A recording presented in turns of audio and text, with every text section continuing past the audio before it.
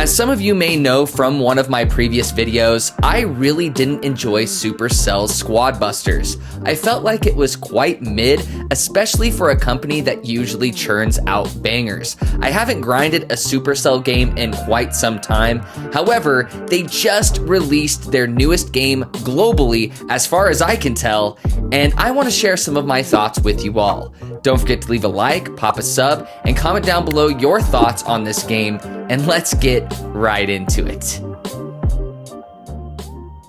As I mentioned in the intro, this new game by Supercell is called Moco. Now, this is an ARPG MMO of sorts. It blends quite a few things. Now, to nutshell it the best I can, it's the art style and the drop-in, drop-out nature of Catalyst Black, if you guys are familiar with that super evil megacorp game that kind of failed, but it had some cool, unique ideas, mixed with Diablo Immortal when it comes to the ARPG aspects of the game overall. Now, it does have an insane amount of polish and charm when it comes to its visuals, sound design, animations. I've come to know that with Supercell. However, I love that they've finally switched up their art style. This takes on more of kind of an anime-inspired art style, but it's very like futuristic looking. It has a lot of personality, and I've always wondered what Supercell could do if they finally got out of that Clash of Clans universe. We've seen a tiny bit of it when it comes to Brawl Stars, but it still was very familiar. This feels super fresh, especially with its music. The music of this game is insane, and it fluctuates depending on what you're doing in game, which is so cool. Lots of effort with tiny little details like that. So for instance, it'll be kind of a lo-fi chill track, and then you'll get into a map and you'll start fighting monsters, and it will escalate and it'll change depending on what's happening on the screen. Now let me tell you, like upfront and honest, I am severely addicted to this game. I've played this more and binged this more than any other mobile game this year. It's like not even close, and I came in with very low expectations. Let me echo this. If you guys are like me, you pretty much haven't grinded a Supercell game since Clash Royale, this may be it for you, because this scratches so many itches and so many things that I really do appreciate in games. Now let me get into it. So the ARPG aspect. You have gear, you have gadgets, and you have ways to customize your character aesthetically. Now gadgets are basically little cooldown items that you can utilize to help you battle monsters or give yourself passive effects and stuff of that nature. Gadgets, there's a wide variety of them. Then there's gear. So when it comes to your gear, it basically involves the weapon that you have equipped. And that weapon, there's a handful of weapons. There's not a ton, but there's a handful of weapons that all have very different play styles. And they're all pretty dang fun. I'm really surprised by that. And what you do is this kind of feels like Monster Hunter in a way, because you're hunting down large boss monsters in these little hub worlds. So you select kind of levels or areas with certain difficulty levels, and you drop in, and you can drop in and there's other players already in there hunting down other monsters, battling certain things, completing objectives, and you can just join them. You can just go, and it's super fluid. It's super like it's not stressful whatsoever. It just feels strangely relaxing but intense at the same time. I don't know how else to describe it, and you're gonna see it in the gameplay. There's times when things can get very chaotic, but what's really cool is as you're hunting these monsters, there's also different objectives. You can escort certain units safely to their destination, and you'll get experience for that. You also get cores. Now these cores are how you upgrade your equipment. Now, as you're defeating high-level boss monsters, if you defeat pretty much any monster that's not just a little minion or fodder, you have a chance of getting a core from them. And after you exit the map, you get to open up those cores, and the core randomly gives you levels up to certain weapons that you have or certain gadgets that you have. So you don't really necessarily get to choose. But there's also ways by completing daily quests and completing certain objectives, you will be able to choose specifically what you want to upgrade, which I like the mix. It feels like an ARPG, like you're getting new loot, quote unquote, but at the same time, it's not super frustrating because you have moments where you're able to level up the exact gear that you want. But it almost forces you to experiment and try out different things, which I really do enjoy. And some of the weapons that I have kind of gravitated towards are nowhere near what I started off with, which is really cool.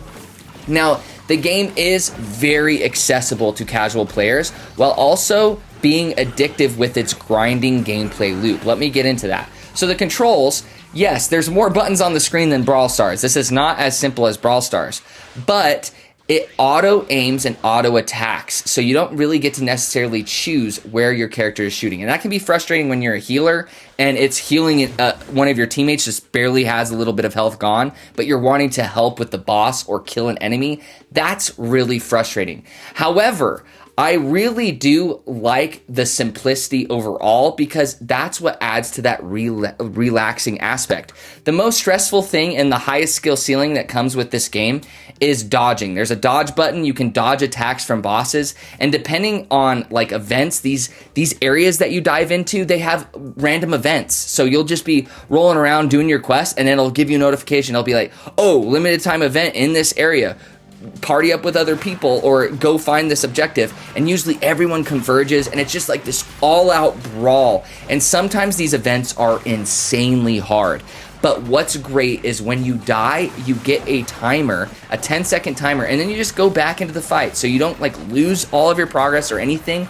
The only time that you don't get to go back into the fight are certain game modes where you have a limited time to defeat a boss, and if your whole team of 4, you usually spawn into those game modes with your team of 4, your whole team of 4 dies at the same time, so before everyone is able to respawn in 10 seconds, then you don't get to go at it again. That's like one of the rare instances. Now, this does have PvP, but it's very minimal from what I've heard. I haven't even delved into it because I love the PvE in this game. It just perfectly melds that drop in, drop out nature while having grinding for things, and yes, the experience, you get experience basically doing anything in this game. However, it does kind of slow to a crawl a little bit later on once you pass around level 15, I would say. You're seeing a lot of my 10 to 15 level gameplay.